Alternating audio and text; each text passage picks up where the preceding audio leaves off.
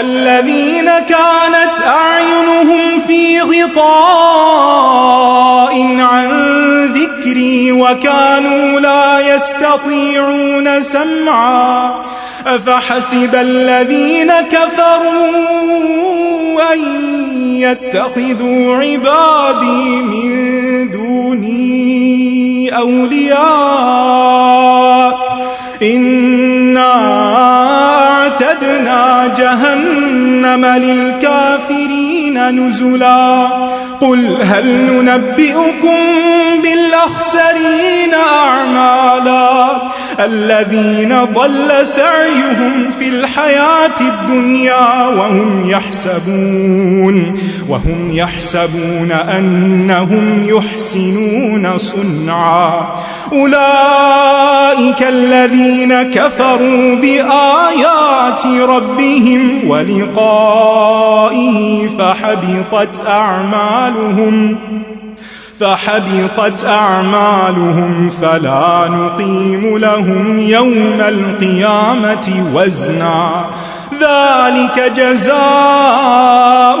جهنم بما كفروا واتخذوا آياتي ورسلي هزوا إن الذين آمنوا وعملوا الصالحات كانت لهم جنات الفردوس نزلا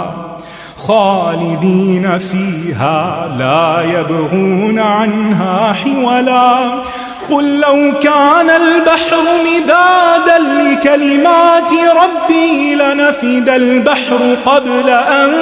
تنفد كلمات ربي ولو جئنا بمثله مددا قل إنما أنا بشر مثلكم يوحى